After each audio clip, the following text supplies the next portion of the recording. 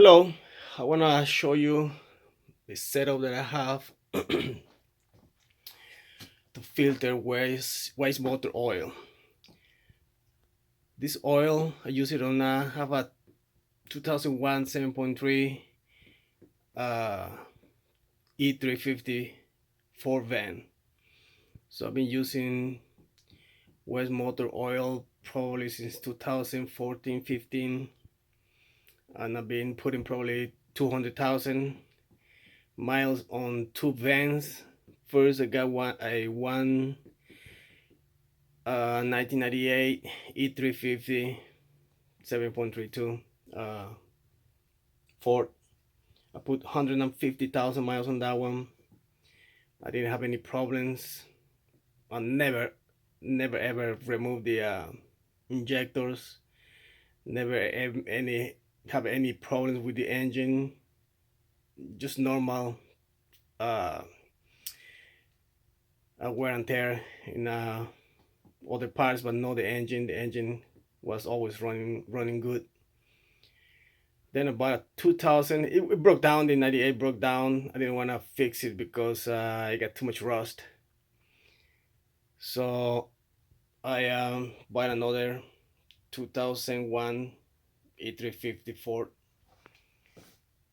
and I've been putting. I bought it with 210,000 miles, and now it has 2,000. I mean 230,000, 40,000 miles.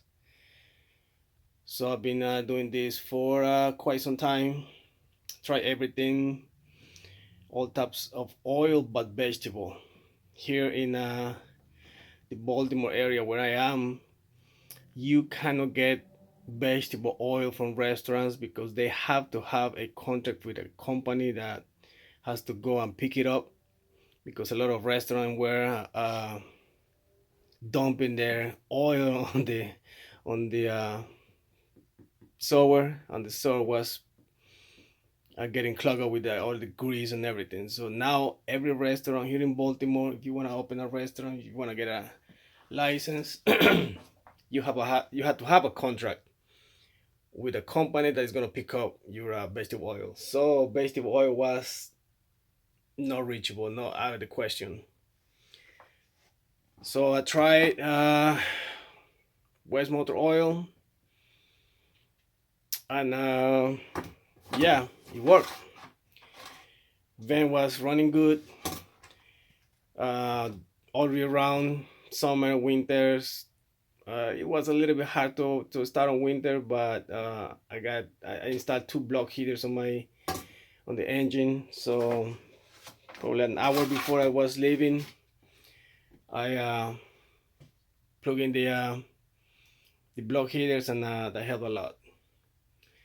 So this is my setup. Now I'm gonna kind of ready to start cleaning this batch of oil. This oil is not that dirty, but it has a lot of water on it. Yeah, humidity, water.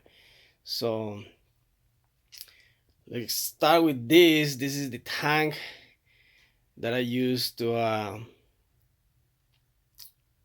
put the oil that I'm gonna clean. I have a sock heater here. You can see it. Oh, I got a filter there. I got two filters there. So I got a sock heater here just to screen all the big parts like washers and plastic caps, just the bigger parts. Now I know I'm not getting oil that dirty, but at the beginning when I'm trying to get oil from any mechanical shop, I used to get a lot of dirt.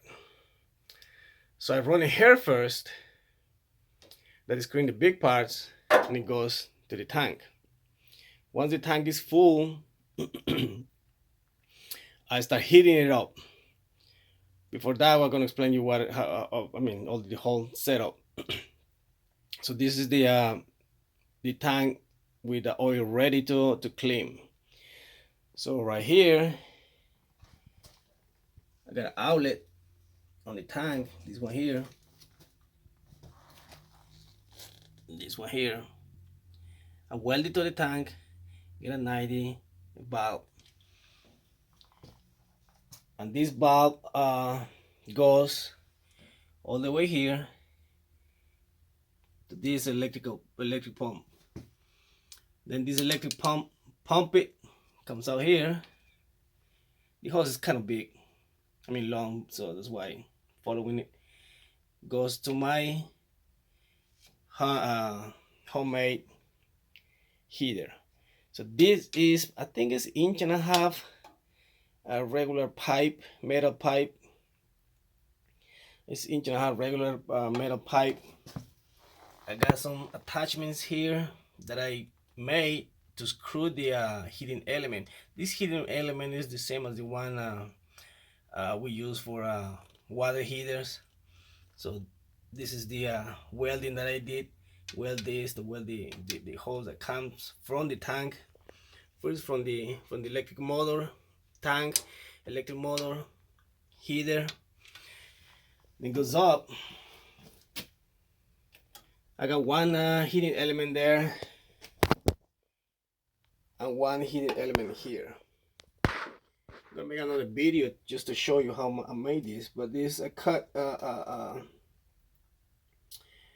piece of black pipe coupling, weld it here, and this is the heating element that screws to the to this DIY heater. So from the heater, got this little trap just in case there is some metal big parts that can stay here, and later on I open it and flush it. But it's just for little metal parts. Goes to my thermometer. That's the temperature right now. That when it reach, well, we got some thermometer just to show me what is the temperature of the oil that I'm running, because I don't have a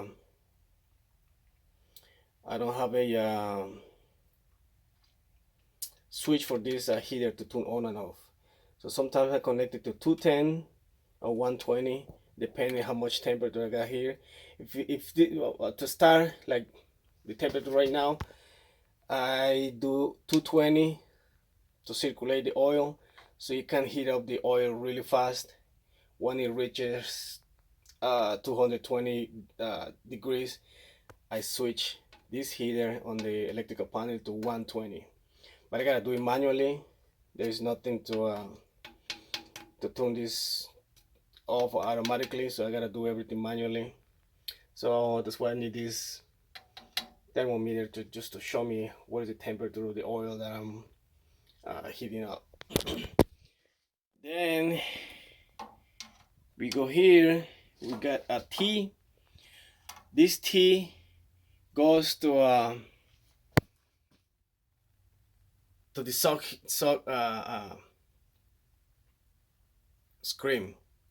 So I use this when I bring in oil from outside or bringing oil from this tank. So this is the hose that I use on this tank. This is one of the valves. Close this one that is from the tank. Open this one, suck the oil from the tank that I've sitting here. So this oil goes the same path that all the oil goes, electric motor, heater. And then because this oil has some impurities still, I haven't screened it at all. It's just raw oil from the mechanical shop that I just dumped here, just to let it sit for I don't know, a week, 2 weeks, 3 weeks, whatever. So it has some impurities. So instead of going directly to my tank, I take it all the way to this filter. So this is raw oil, unfiltered oil. So that's why I have to take it instead of dump it to the barrel directly. I go to the suck filter. So this is the bulb for the suck filter. When I'm like this full, tank is full, close this one and open this one. This is open. So I open this one just to circulate the oil over and over and over and over, uh, to heat it.